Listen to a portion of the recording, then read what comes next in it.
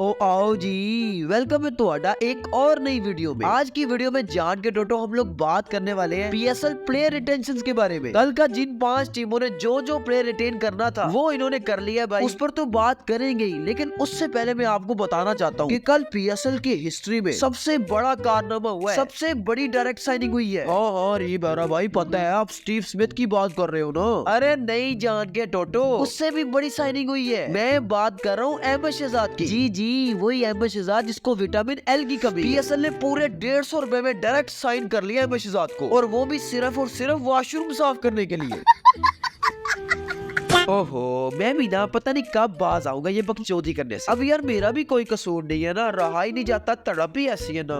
खैर जान के टोटो, सारी टीमों को मजबूरी में बहुत अच्छे प्लेयर छोड़ने पड़े, लेकिन असल चुस मारी है पेशावर ज़ल्मी ने। भाई पेशावर ज़ल्मी ने मां सदाकत को रिटेन नहीं किया। क्या यार, ये हर दफा पेशावर ज़ल्मी की जहाज मैनेजमेंट ना गंदी करती है। एक वो पिछले 2-3 साल से टॉम किलर कैडमोर से हमारी जान नहीं छूट रही थी। हर साल ये पेशावर ज़ल्मी की जहाज मैनेजमेंट उसे रिटेन कर लेती थी, लेकिन इस दफा शुक्र है कि हमारी जान छूट गई है। इसके अलावा हर साल पीएसएल में जितनी भी टीमें होती है ना, सबसे नल्ली बॉलिंग लाइनअप पेशावर ज़ल्मी की होती है। पिछले साल तो हम लोगों ने हारिस रऊफ को छोटा भाई अलजारी जोसेफ पिक कर लिया था, बस ठीक हो गया यार। वैसे एक बात तो माननी पड़ेगी, बॉलिंग पेशावर ज़ल्मी की चाहे हर साल जितनी मर्जी नल्ली हो, लेकिन बच्चियां ये पूरी टैट लेकर आते हैं। कभी ये हाने आमिर को लेकर आ रहे हैं, कभी ये मायरा खान को लेकर आ रहे हैं, कभी ये निहाल को लेकर आ रहे हैं, कभी ये जन्नत मिर्जा को लेकर आ रहे हैं। हाय हाय हाय हाय हाय, देखा ना आपने, एक लेवल है पेशावर ज़ल्मी का बच्चियों के मामले में, लेकिन बॉलिंग के मामले में ये हर साल ही गंद करते हैं। खैर करते हैं, इन सारी चीजों पर भी बात करते हैं। इसके अलावा जान के टोटो, फखर जमान, हारिस रऊफ, मोहम्मद आमिर, इमाद वसीम चरसी, राणा बेनस्टोक अशरफ और भी बहुत से बड़े खिलाड़ी हैं जिन्हें रिलीज कर दिया गया है। यानी ये सारे हमें ऑक्शन में देखने को मिलेंगे। इसका मतलब इस दफा तो पूरी चस आएगी ऑक्शन। खैर जी, बारी बारी सारी टीमों की रिटेंशन पर नजर डालते हैं और साथ साथ उन पर बात भी करेंगे। सबसे पहले तो जी लाहौर कलंदर। अच्छा भाई, लाहौर कलंदर के बारे में मुझे बड़ा बुरा लग रहा है। रीबेरा भाई, वो क्यों? अरे यार, अब लाहौर कलंदर की फैमिली का रेट लगेगा ना। भूल के गया, कुछ दिन पहले लाहौर कलंदर के ऑनर से ऑक्शन से रिलेटेड एक सवाल हुआ था किसी इवेंट में कि सर, सुनने में आया है कि बाकी सारी टीमें तो ऑक्शन के लिए मान गई हैं, लेकिन लाहौर कलंदर ऑक्शन के लिए नहीं मान रही। तो आगे से लाहौर कलंदर के ऑनर का जवाब पता क्या था? जी, अगर आपकी फैमिली का कोई रेट लगाए तो आपको कैसा लगेगा? लेकिन ये क्या भाईजान, अब तो लाहौर कलंदर का ऑनर खुद ही अपनी फैमिली का रेट लगाएगा ना। खैर जी, लाहौर कलंदर ने जो प्लेयर रिटेन किए हैं ना, उनमें सबसे पहले तो प्लैटिनम कैटेगरी में शहीनशाह अफरीदी, डायमंड कैटेगरी में अब्दुल्ला शफीक। वैसे ये अब्दुल्ला शफीक की मुझे समझ नहीं आई भाई। इसके बारे में सुन के मैं बड़ा हैरान हो गया, क्योंकि मुझे जरा उम्मीद नहीं थी कि लाहौर कलंदर वाले अब्दुल्ला शफीक को रिटेन कर लेंगे, वो भी डायमंड कैटेगरी में। गोल्ड कैटेगरी में लाहौर कलंदर वालों ने रिटेन किया कलंदर के सिकंदर रजा को, और इसका तो बनता था भाई। पिछले सीजन में इसने क्या आउटस्टैंडिंग क्रिकेट खेली है भाई, फाइनल जितवा दिया था लाहौर कलंदर को। और लाहौर कलंदर को क्या छिक्कू चाहिए सिकंदर रजा से? चौथा खिलाड़ी लाहौर कलंदर वालों ने रिटेन किया है मोहम्मद नईम, वो भी सिल्वर कैटेगरी। लेकिन रीबारा भाई, पिछले साल तो मोहम्मद नईम इमर्जिंग में खेला था ना, ये अब सिल्वर में कैसे आ गया? देखो जान के टोटो, ये चीज पहले मुझे भी तंग करती, लेकिन होता पता है क्या है, हर साल पीएसएल शुरू होने से पहले पीएसएल की जो मैनेजमेंट है ना, वो ये खुद डिसाइड करती है कि कौन सा प्लेयर किस कैटेगरी में खेलेगा, यानी कि किस प्लेयर की कैटेगरी ऊपर लेकर जानी है और किस प्लेयर की कैटेगरी नीचे लेकर आनी है। और जाहिर सी बात है यार, इसमें टीम ऑनर्स की भी रजामंदी शामिल होती है। अब आप लोग खुद ही देखो ना, पिछले साल फखर जमान, शहीनशाह अफरीदी और हारिस रऊफ, ये तीनों के तीनों प्लैटिनम कैटेगरी में तो नहीं थे ना, लेकिन इस दफा पीएसएल मैनेजमेंट ने तीनों को प्लैटिनम कैटेगरी में ही रख दिया है, जिसकी वजह से लाहौर कलंदर वालों ने सिर्फ शहीनशाह अफरीदी को ही रिटेन किया, क्योंकि भाई उनके पास कोई और ऑप्शन ही नहीं था। टीम में किसी भी कैटेगरी में सिर्फ एक ही प्लेयर रिटेन कर सकती। वैसे भी शहीनशाह अफरीदी के बारे में मैंने आपको पहले भी बताया था कि लाहौर कलंदर वाले शाहीन को ही रिटेन करेंगे। आखिर यार वो लाहौर कलंदर का कैप्टन है, 3 ट्रॉफीज जितवाई हुई है उसने लाहौर कलंदर को। अब ये जो लाहौर कलंदर ने डायमंड कैटेगरी में अब्दुल्ला शफीक को रिटेन किया, मेरे ख्याल से भाई इन्हें सलमान मिर्जा को रिटेन करना चाहिए था। डायमंड कैटेगरी में लाहौर कलंदर के पास 2 ऑप्शन थे, अब्दुल्ला शफीक और सलमान मिर्जा। आप लोगों को तो पता नहीं यार, लेकिन मुझे ऐसा लगता था कि सलमान मिर्जा ज्यादा बेहतर रहना था। खैर जी, अगर ये वीडियो कोई लाहौर कलंदर का फैन देख रहा है तो नीचे कमेंट सेक्शन में लाजमी बताना क्या आप लाहौर कलंदर की इस रिटेंशन से खुश हैं? चलो भाई, लाहौर कलंदर तो हो गई, अब बात करते हैं इस्लामाबाद यूनाइटेड, क्योंकि इस सीजन में सबसे ज्यादा जिस फ्रेंचाइज का कटा है ना, वो इस्लामाबाद यूनाइटेड ही है। अरे हाँ ना जान के टोटो, इस दफा पीएसएल मैनेजमेंट ने इस्लामाबाद यूनाइटेड की प्लैटिनम कैटेगरी में 6 खिलाड़ी रख दिए थे और 6 के 6 ही बड़े खिलाड़ी। बाकी टीमों की प्लैटिनम कैटेगरी में ज्यादा से ज्यादा 1, 2 या 3 खिलाड़ी थे, लेकिन इस्लामाबाद यूनाइटेड का तो प्रोग्राम ही बांट दिया। 6 खिलाड़ियों में पता कौन से खिलाड़ी थे? शादाब खान, नसीम शाह, साहिबजादा फरहान, सलमान अली आगा, मोहम्मद नवाज और इमाद वसीम चरसी। अब आप लोग खुद ही सोचो यार, अगर आपने अपनी लुल्लू फुल्लू टीम में एक खिलाड़ी इनमें से रिटेन करना हो तो 2 मिनट के लिए तो आप सोच में पड़ जाएंगे ना कि यार किसको रिटेन करें। लेकिन इस्लामाबाद यूनाइटेड ने रिटेन किया है शादाब खान। पहली बात तो भाई वो इनका कैप्टन है, अभी 2 साल पहले उसने अपनी कप्तानी में इस्लामाबाद यूनाइटेड को चैंपियन बनाया पीएसएल का। और दूसरी बात उसकी करंट फॉर्म है, तगड़ी फॉर्म चल रही है भाई शादाब खान की, इसलिए शादाब खान जो है ना वो बेहतरीन ऑप्शन था प्लैटिनम कैटेगरी में। भाई वो बैटिंग भी कर लेता है, बॉलिंग भी कर लेता है, कप्तानी की स्किल भी है उसके पास, और क्या चाहिए इस्लामाबाद यूनाइटेड को। इसके अलावा गोल्ड कैटेगरी में इस्लामाबाद यूनाइटेड ने सलमान इरशाद को रिटेन किया है। वैसे मुझे ऐसा लगता था ये लोग 100 मुर्गियां खाने वाली बला आजम खान को रिटेन करेंगे, लेकिन ना जी। वैसे गोल्ड कैटेगरी में इस्लामाबाद यूनाइटेड के पास 4 ऑप्शंस थे, जिनमें आजम खान, हैदर अली, सलमान इरशाद और रुमान रईस थे। ठीक है यार, सलमान इरशाद भी बुरी चॉइस नहीं है, ये भी अच्छा बॉलर है। इसके अलावा इस्लामाबाद यूनाइटेड ने सिल्वर कैटेगरी में रिटेन किया है एंड्रिस घोष को। अब आजम खान को रिटेन ना करने की एक बड़ी वजह ये भी है क्योंकि एंड्रिस घोष जो है वो विकेट कीपिंग भी कर लेता है, और इस साल पीएसएल का नया रूल ये है कि सारी टीमों को अपनी प्लेइंग 11 में कम से कम 3 या 4 गैर मुल्की खिलाड़ी तो खिलाने ही पड़ेंगे। तो मेरे ख्याल से वो चीज भी इस्लामाबाद यूनाइटेड ने अपनी नजर में रखी है। लेकिन भाईजान नंबर 1 ऑलराउंडर को तो उन्होंने रिटेन ही नहीं किया ना।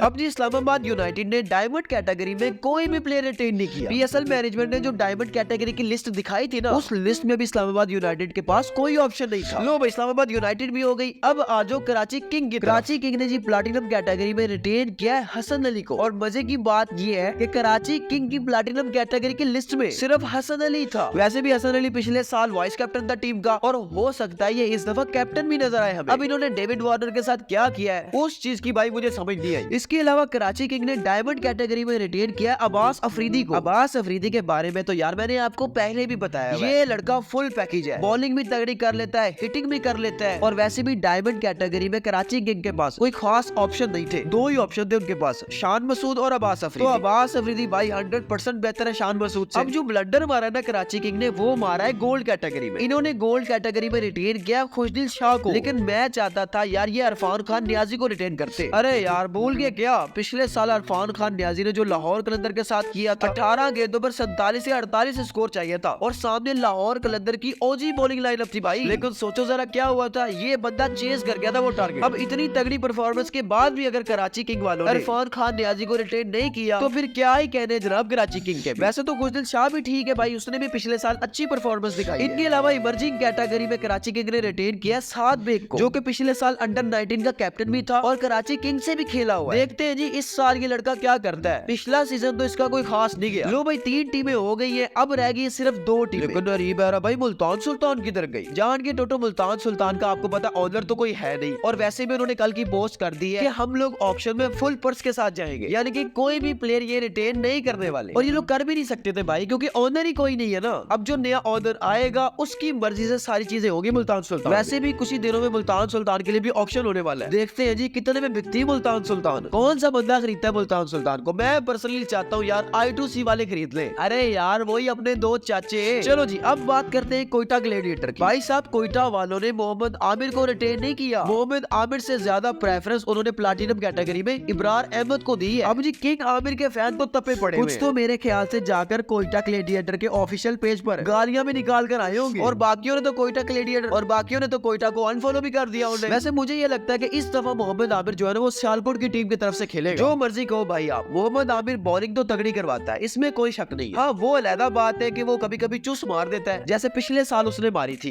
कि मैं अगले साल IPL खेलूंगा, PSL नहीं खेलूंगा। आमिर भाई देखो यार ये काम ना किया कर। खैर जी कोयटा ग्लैडिएटर ने प्लैटिनम कैटेगरी में रिटेन किया इब्रार अहमद को, डायमंड कैटेगरी में रिटेन किया उस्मान तारिक को। वैसे सच्ची बताऊं ना तो मुझे सबसे ज्यादा अच्छी जो रिटेंशन लगी है ना, पहली 2 प्लैटिनम की और डायमंड की कोयटा ग्लैडिएटर की लगी है भाई। हम सब जानते हैं इब्रार अहमद और उस्मान तारिक ये दोनों टॉप क्लास के स्पिनर हैं, तबाही मचा देंगे भाई ये PSL में। इनके अलावा गोल्ड कैटेगरी में कोयटा ने रिटेन किया हसन नवाज को। वैसे तो गोल्ड कैटेगरी में ख्वाजा नाफी भी था इनके पास, लेकिन इन्होंने रिटेन किया हसन नवाज को, और बंदा भी था भाई हसन नवाज का, पिछले साल का तगड़ा परफॉर्मर था यार, वो बैटर ऑफ द टूर्नामेंट था। अब जो इमर्जिंग कैटेगरी है ना कोयटा वालों की, ये बड़े मजे की, इन्होंने रिटेन किया शामिल हुसैन को। आप में से बहुत बहुत से लोग इसे नहीं जानते होंगे, लेकिन यार ये लड़का काफी टैलेंटेड है, कुछ ना कुछ तो ये करेगा इस PSL में। जब ये शॉट मारता है ना तो इंडिया की युवराज सिंह वाली वाइब आती है। अभी चेक करना यार इसकी बैटिंग जाकर। हाँ तो जान के टोटो, अब बारी है पेशावर ज़ल्मी। बहुत खबरें चल रही थी कि जी बाबर आजम पेशावर ज़ल्मी से नहीं खेलेगा, वो छोड़ के जाने वाला है। कोई कह रहा था जनाब वो हैदराबाद ज्वाइन कर लेगा, कोई कह रहा था जनाब वो सियालकोट ज्वाइन कर लेगा, लेकिन ना जी, मैंने आपको पहले भी बताया था कि पेशावर ज़ल्मी वाले बाबर को किसी सूरत में भी जाने नहीं दे सकते। बाबर आजम की यार आप एक दफा स्टैट तो चेक करो ना, ये स्टैट तब किए हैं जब बाबर आजम ने पेशावर ज़ल्मी ज्वाइन किया। बाबर आजम ने पेशावर ज़ल्मी की तरफ से टोटल 32 मैच खेले हुए हैं, जिनमें टोटल 1379 रन बनाए हुए, बैटिंग एवरेज ऑलमोस्ट 50 की है और स्ट्राइक रेट 140 का है। 1350 बनाए हुए भाई इस बंदे ने और 2 सेंचुरियां बनाई हुई है। ओ भाई साहब इतने तगड़े स्टैट, अब आप लोग खुद ही सोचो यार, ऐसे स्टैट के होते हुए कोई ऑनर छोड़ना चाहेगा ऐसे प्लेयर को? वैसे भी जितनी रिस्पेक्ट बाबर आजम को पेशावर ज़ल्मी में मिली है ना, इतनी रिस्पेक्ट तो भाई उसको कराची किंग में भी नहीं मिली। हालांकि कराची किंग जो एक टूर्नामेंट जीता PSL का, उसमें भी प्लेयर ऑफ द टूर्नामेंट था बाबर आजम, फाइनल में भी वो प्लेयर ऑफ द मैच था, क्वालीफायर में भी वो प्लेयर ऑफ द मैच था। हाँ तो जान के टोटो पेशावर ज़ल्मी ने प्लैटिनम कैटेगरी में रिटेन किया है बाबर आजम। अब साइम अयूब को तो रिलीज करना पड़ा है, लेकिन क्या करें भाई, ऑप्शन नहीं थी ना। प्लैटिनम कैटेगरी में बाबर आजम और साइम अयूब दोनों ही थे, और मैंने आपको पहले बता दिया था कि साइम अयूब को ये लोग रिलीज करेंगे। अब देखना ये है कि क्या साइम अयूब को दूसरी कोई 2 टीमें रिटेन करती है या नहीं, या फिर साइम अयूब भी ऑक्शन में जाता है। डायमंड कैटेगरी में पेशावर ज़ल्मी ने रिटेन किया सुफियान मुकीम को। गुड यार, ये काम अच्छा किया ज़ल्मी वालों ने, चलो कुछ तो अच्छा किया ना ज़ल्मी ने, क्योंकि मानो या ना मानो इस सीजन में सुफियान मुकीम पकड़ के आग लगा देगा। हम सब जानते हैं यार सुफियान मुकीम कितना तगड़ा बॉलर है। उसके बाद गोल्ड कैटेगरी में पेशावर ज़ल्मी ने रिटेन किया अब्दुल समद। ठीक है, ये लड़का भी ठीक है, लेकिन मैं चाहता था पर्सनली कि ये अहमद दानियाल को रिटेन करते। अहमद दानियाल ने यार पिछले सीजन में इतनी तगड़ी बॉलिंग करवाई थी, और इमर्जिंग एशिया कप तो आपने देखा ही था, क्या लेवल का कॉन्फिडेंस है उस बंदे के अंदर। लेकिन क्या ही कर सकते हैं भाई, हमारी पेशावर ज़ल्मी की मैनेजमेंट, बच्चियों की तरफ से ध्यान इनका हटे तो ये कोई काम करे ना, इनका तो सुबह शाम सिर्फ यही फोकस रहता है कि यार अब कौन सी किस्म की बच्ची लेकर आनी है।